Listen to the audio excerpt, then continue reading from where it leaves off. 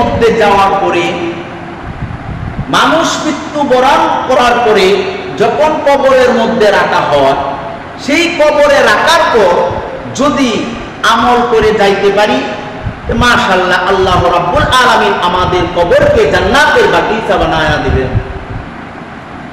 আর যদি আমল না করতে পারি, তাহলে আল্লাহ রাব্বুল আলামিন ওই কবরকে জাহান্নামের টুকরা বানায়া দিবেন।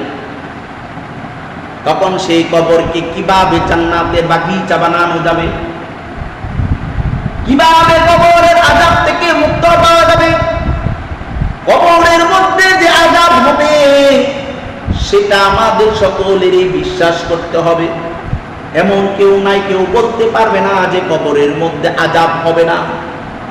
যদি কেউ বিশ্বাস না করে যে কবরের মধ্যে আযাব হবে না, এই কথা যদি কেউ বলে, তাহলে তার কি থাকবে না? ঈমান থাকবে না।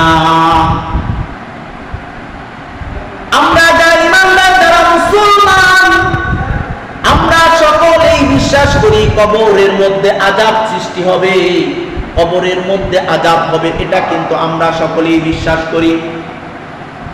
আর যাদের ঈমান নেই, বেঈমান, এরা বলে যে কবরের মধ্যে কোনো আযাব হবে না, কবরের মধ্যে কোনো কিছু হবে না। এই জন্য যারা আমরা ঈমানদার এবং মুসলমান, আমরা তো বিশ্বাস করি যে কবরের মধ্যে আযাব হবে, কিন্তু সেই কবরের আযাব থেকে মুক্তি পাওয়ারও তো কোনো পথ আছে কিনা? সেই কবরের আযাব থেকে মুক্তি পাওয়ার জন্য কিছু কাজ আছে, কিছু আমল আছে। এই আমলটা যদি আমরা মৃত্যুর পূর্বে দুনিয়া থেকে করে যাইতে পারি, তাহলে মহান আল্লাহ রাব্বুল আলামিন ওই আমলের দ্বারাতে আল্লাহ তাআলা আমাদের কবরের আযাব মুক্ত করে কবরকে জান্নাতের বাগিচা বানায়া দিবেন। সেই আমলটা যদি মৃত্যুর পূর্বে আমরা করে যাইতে পারি, সেই আমলটা কি?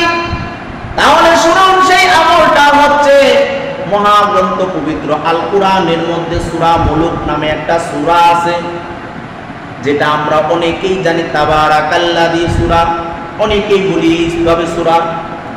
সেই তাবারাকাল্লাযী সূরা, সেই সূরা মুলুক যদি কোনো ব্যক্তি নিয়মিত যদি সূরা মুলুক তেলাওয়াত করে, আল্লাহ রাব্বুল আলামিন সেই সূরা মুলুক তেলাওয়াত করার কারণে, প্রত্যেক দিন সেই আমলটা চালু রাখার কারণে আল্লাহ রাব্বুল আলামিন ওই ব্যক্তির কবরের আযাব মুক্ত করে দিবেন। ওই ব্যক্তিকে কবরের আযাব থেকে মুক্তি দিয়ে দিবেন। সূরা মুলুক যদি প্রত্যেক দিন যদি আমরা তেলাওয়াত করতে পারি, এই আমলটা যদি করতে পারি, তাহলে আল্লাহ রাব্বুল আলামিন কবরের আযাব মুক্ত করে দিবেন।